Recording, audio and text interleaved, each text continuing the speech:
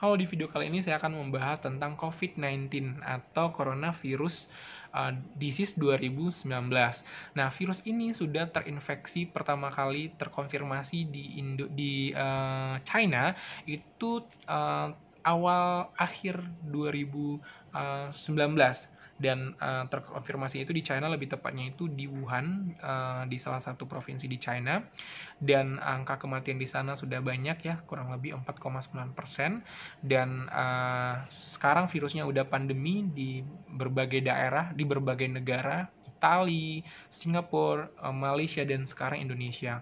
Saat ini di Indonesia terhitung tanggal 26 Maret 2019 itu terkonfirmasi kasus positif 893 orang dinyatakan positif coronavirus atau COVID-19, dan 78 orang meninggal serta 35 orang sembuh. Artinya angka kematiannya lebih tinggi daripada angka kesembuhannya.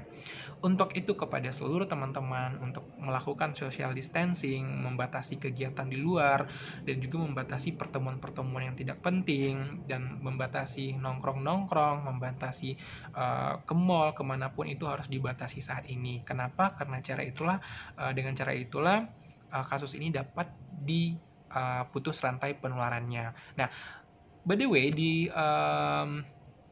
China sendiri, terutama di Wuhan, itu saat ini sudah kembali beroperasi. Kotanya yang dulunya di lockdown benar-benar kota sepi ya, sekarang sudah kembali beroperasi karena angka kematian di sana sudah menurun dan angka penularan di sana juga sudah berkurang, sehingga pemerintah menetapkan bahwa kota tersebut sudah mulai beroperasi.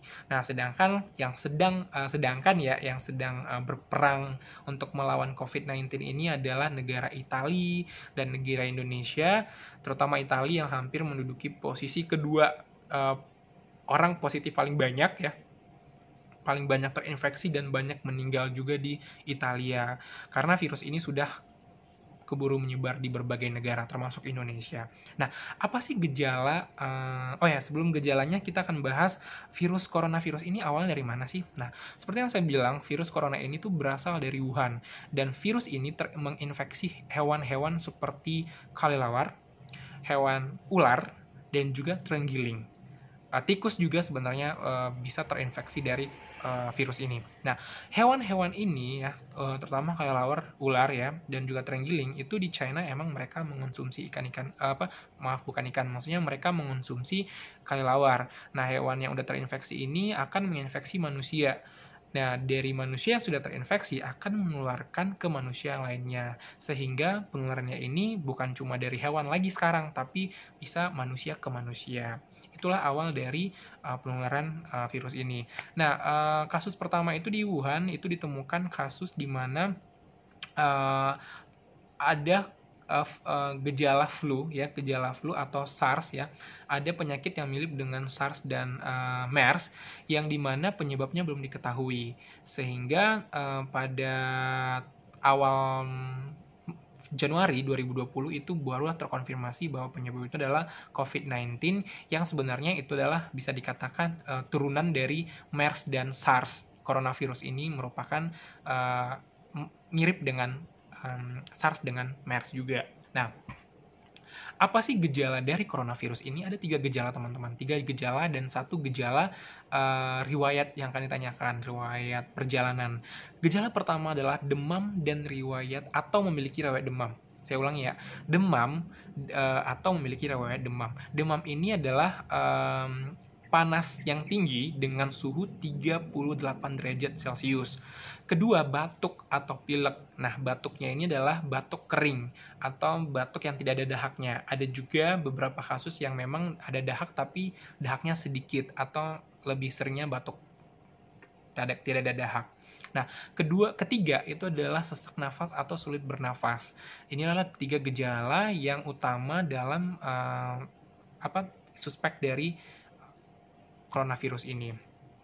Nah, selain 3 gejala akan ditanyakan beberapa riwayat berpergian. Misalnya, apakah pasien memiliki riwayat berpergian keluar daerah yang terjangkit coronavirus atau keluar negara misalnya di Tiongkok selama 14 hari terakhir, karena masa inkubasi virus ini ternyata 14 hari.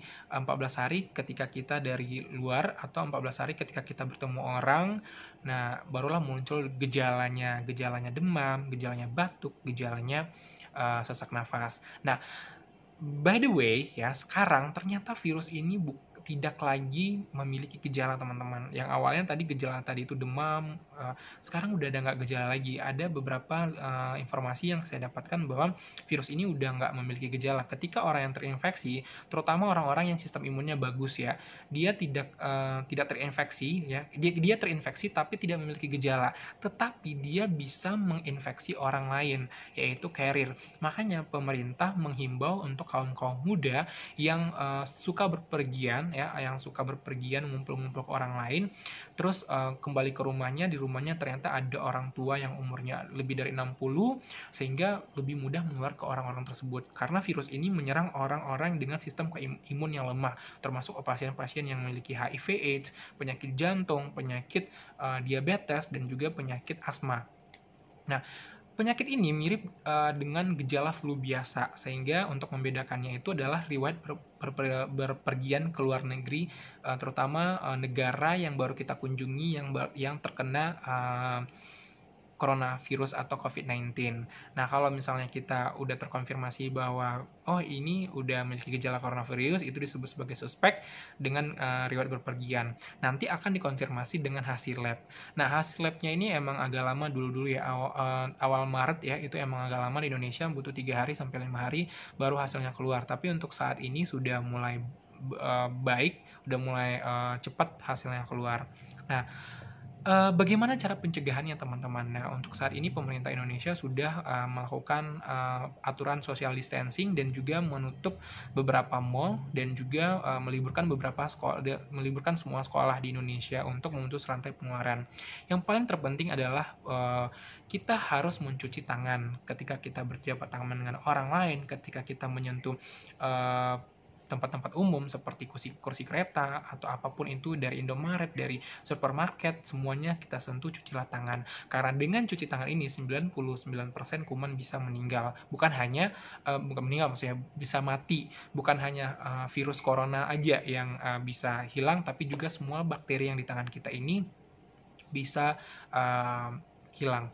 Kedua, jaga jarak dengan orang lain. Saat ini orang lain, kalau kita ketemu orang, alangkah baiknya itu 1 meter jaraknya. Kalau teman-teman perhatiin di Jeko ya, saat ini kalau di Jeko itu sekarang kursinya udah mulai disatu-satuin gitu. Jadi jaga jaraknya 1 meter. Dan ketiga adalah orang-orang yang sakit, teman-teman. Orang-orang yang sakit, terutama orang yang sakit flu ya, flu biasa, batuk, pilek atau apalah, mungkin bisa karena TBC, alangkah baiknya itu pakailah masker. Kenapa? Agar tidak menularkan kepada orang lain, kayak gitu. Demikian video ini, semoga bermanfaat. Tetap saya ulang lagi ya, gejala dari 3 ini adalah demam 38 derajat Celcius, batuk pilek ya, bisa berdahak, terus batuknya batuk kering, terus ketiga adalah sesak atau sulit bernafas, dan keempat ada riwayat berpergian ke luar negeri, atau juga nih ya, atau tenaga medis yang memiliki riwayat merawat orang yang ISPA atau infeksi saluran pernafasan atas yang tidak diketahui penyebabnya, atau misalnya keluarga yang memiliki keluarga atau kerabat yang ISPA juga yang belum diketahui penyebabnya. Nah, kalau misalnya teman-teman pernah bertemu dengan orang-orang tersebut atau keluarganya pernah batuk-batuk sama demam 38 derajat Celcius dan dokter mengatakan ini belum diketahui, alangkah baiknya periksa untuk COVID-19. Demikian, mohon maaf jika agak salah-salah. Terima kasih.